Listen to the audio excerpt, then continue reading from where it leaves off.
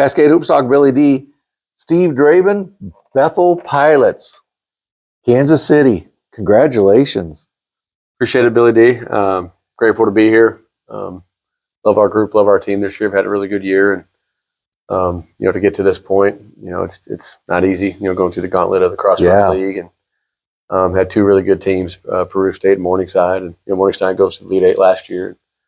I'm happy to be here. Guys are having a good time. We know it's a business trip, but also want them to enjoy it as well. Yeah. Well, I want to talk about all that, but I want to go back first. What does it mean for the Bethel Pilots? You and I have talked a lot about it. It's a historic blue blood in the NAIA. I mean, just I think 3 national championships, if I remember right. I know Rico Swanson hit a last-second shot in one of them, but we won't talk about that one. But what does it mean for you to get the Pilots back here to Kansas City? What does it mean to you, the program, your fans, the university? Yeah, grateful for it. I mean, just being in this position to be head coach here at Bethel University. Coach Mike Lightfoot coached here for many years. A lot of great players: Rico Swanson, Michael Edison, Ryan Bales. Those two guys, Michael Edison and Ryan Bales, were two of my favorite players. My dad and I would find out their schedule before the season in high school. Yeah, Ryan Bales at North Judson, Michael Edison at Plymouth. Oh, that's then Bryce Drew. Even before that, I know he went on to Valpo, but we went to all their high school games. And so my dad and I, he would take me to Bethel practices when I was in elementary, middle school, kind of in the 90s, their heyday. Yeah. And they won at 95, 97, 98. Just great teams, and well coached and disciplined and tough. And, they were pressing back then before a lot of teams were doing that. And just to be in this position to a program that has had such success and tradition, grateful to kind of be in this position. A lot of former players have reached out, and it's been awesome. Tony Natalia, our athletic director, done a great job and supported. It'd be really cool if you could get some former players here. I don't know if that would be. I know Dr. Dennis Engbrecht, who former player, also former administrator at Bethel. Okay. I think his wife's family's from Topeka. Okay. Close by, so I think they're going to make the trip. So yeah. Let's talk about a few of your guys. First let's talk about the Crossroads. It's always a gauntlet. But you got into a real tussle with Grace down the stretch. They got you in that last game. You ended up second. But just talk about the Crossroads this year in that race. This is my 6th year here at Bethel, and each year the second half of the league is so challenging. Obviously, you're playing teams a second time, and the coaches scout and they improve as teams and cultures and all that. And so this year I'm like, man, we got to do better in the second half. And then we go and start 9-0 in the first half, which makes the second half even harder. But it's hard to beat teams twice, especially in our league. The coaches are so good, players are so skilled, and just know how to play. But proud of our guys for getting off to that good start. We go 5-4 in the second half. I think we had a 2-game lead on Grace, I think, at one point, and give them a ton of credit, man. They just got better as the year went on. Coach Scott Moore. Scott does a good job. Yeah. I'll try not to say much good about him on this podcast, but I guess we need to. But good job by them, and just the rest of our league. I thought, Coach Cottingham did a great job at Spring Arbor. Yeah, they're one of those teams. They get better as the year goes on, and Travis Grayson, Newhoff had great years, and Tonagel led Wesleyan and Coach Clark. Their second half was really good, and so it's a gauntlet. It's tough, it's challenging, but I love it as a coach because it challenges you. It makes you better as a coach in our team, and so it prepares you for a national tournament type setting like this, which we've been blessed to be in this position. You and I have talked about it 100 times. I beat it to death, but you went to high school with Greg Tonagel. Is there still that little rivalry when you walk into Lucky? Yeah, I mean, I was 2 years younger. Oh, okay. And so, I'm a freshman and he's a junior. He's an all-state player. Yeah. Averaging all the points he was averaging. And, we went to the Final Four, back when it was one class in 97. And I was on the scout team. And so I got to guard him each day, which was awesome for me. I got, he got the better of me about every day. He's so long. But I loved it because I knew it made me better. And I tried to challenge him as much as I could, even though he was a lot better than me at that point.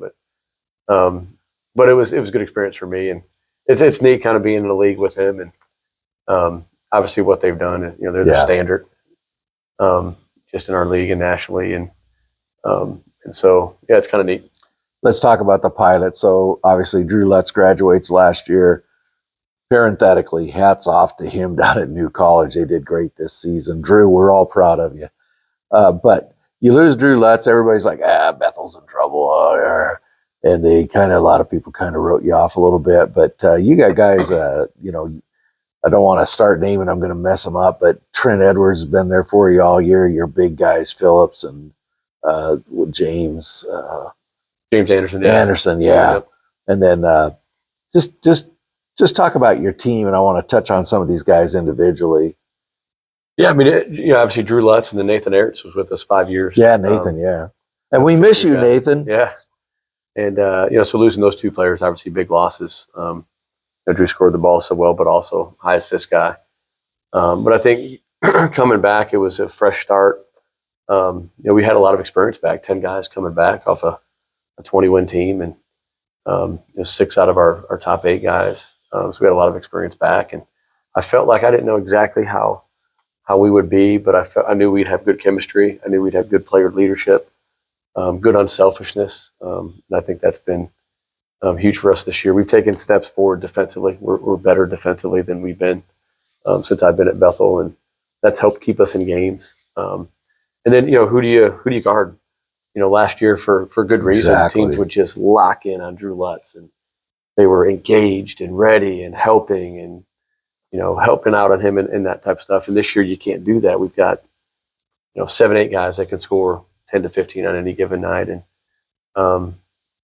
so that's been a huge benefit for us. And then player leaders like Trent Edwards, James Anderson, Jameer Jefferson, Andrew Hedrick, guys that if guys aren't falling in line like they should, they're going to let them know. And so player-led teams are better than coach-led teams, and I think a big part of this year has been our players taking the lead and making us who we are. I thought your bigs have been really important for you. You're just as big or bigger than almost everybody you play, but a guy that can really mix it up in the middle. He can score, he can rebound. You and I talked about him a lot as Al Peschlis. Great career. Just talk about his game. Yeah, just does a little bit of everything. Brings a ton of value in a lot of ways. Good rebounder too. Phenomenal rebounder. He's got such a knack for the ball. A lot of times you'll see 6, 8 hands go up there, and you see Al's hands kind of come away with it. He's got such a knack for the ball without, he can offensive rebound without fouling. He can guard multiple positions.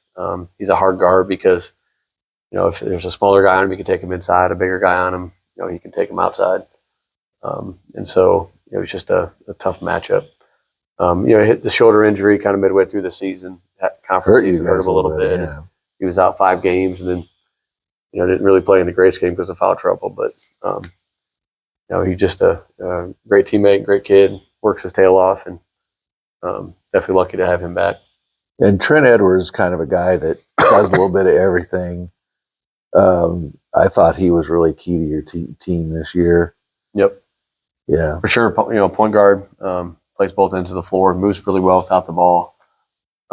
Again, super unselfish guy. I think that's been one of our competitive advantages, just our unselfishness. Guys don't care who get the credit. Trent could be more aggressive at times scoring the ball, but he likes to facilitate more to get guys involved. And then he's our best defender.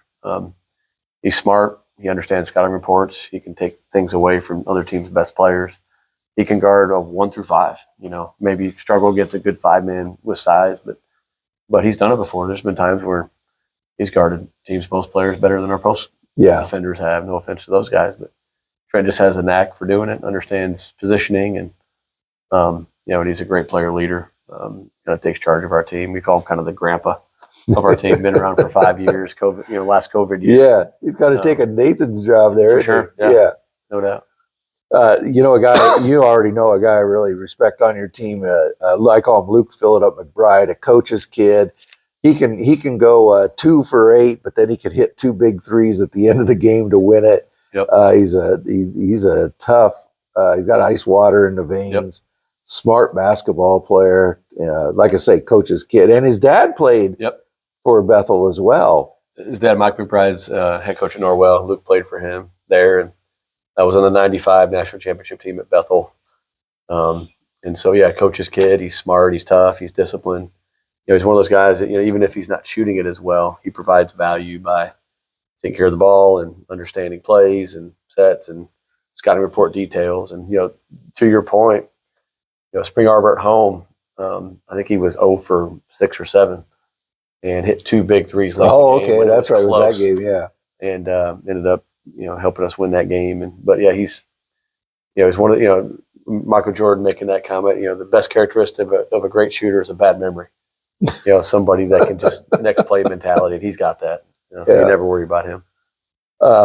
And then you and I just talked about him, but Jameer Jefferson is a guy I really respect because I met him last year, and I really liked him. I watched him play, and I go, man, that guy is a defender. It was obvious what got him into college basketball. The guy could defend the heck out of the ball. And then this year, he just really turned into a scorer. He added a dimension, which I really respect for a guy to come into college and add a dimension to their game. And he was actually your leading scorer against Morningside. Just talk about the growth and the maturation, if you will, of Jameer Jefferson's game. Yeah, first off, he's a great guy. Just a consummate teammate. His teammates love him. He was one of those guys that, if there's maybe a tense moment, he'll cut a joke. And but he, high character guy, works really hard.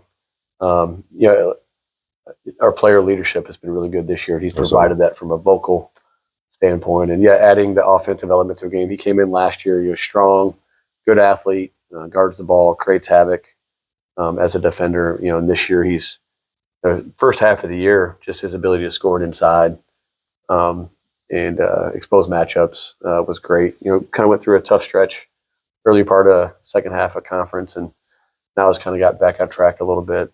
Scores it well inside, attacks when it's there, and then.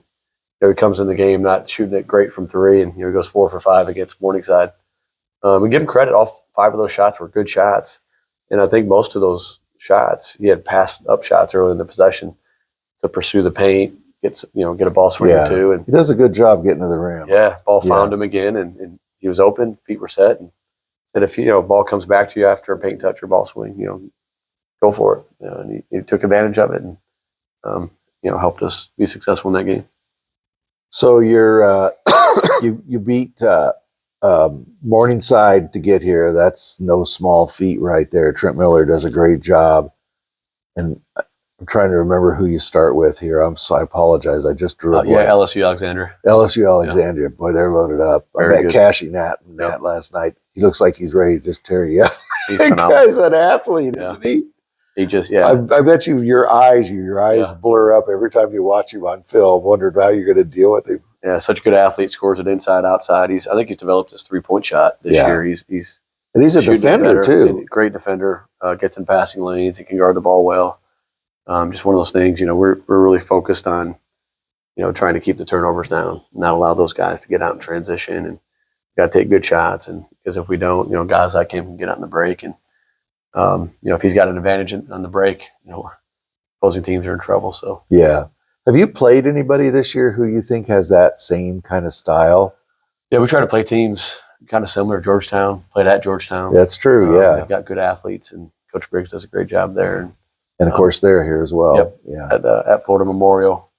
Man, they were great that we played them. They're big. Not sure much we could do that night, but Ave Maria. They play fast and press, and so I think kind of those 3 matches. Peru State, our first round, obviously we didn't pick that, but they were a matchup that I think could help us with this game. But yeah, Coach Jackson does a great job, and they got a ton of depth, a lot of firepower. We'll take a big effort on our part. Yeah, well, it'll be a fun game from a fan standpoint. I'm really looking forward to it. So you play. Tell me again, you play Thursday or Friday? We're Friday at 5 o'clock. Friday. Yep. Is that advantage or disadvantage? I like you get a choice, but yeah, I mean, you almost kind of want to play Thursday to get that day off in between, right? But like Coach Rutter said, playing Thursday is great if you win. Yeah, in fact, but if you play Friday and you're fortunate to win, if you've got depth, like I think we do, and LSUA does as well, that could help you that next day playing back to back. Yeah. So that could be an advantage for us or LSUA, whoever wins. Yeah, absolutely. Well, Coach, I really appreciate you giving us a few minutes. Absolutely. Wish you a lot of luck moving forward here, and thanks for always giving me a few minutes whenever I ask you. Thank you. I appreciate Absolutely. that. Great job on Al Petulus's pronunciation. Yeah, boy, that's been a struggle for me. Thank you, Coach. Yep. Thank you.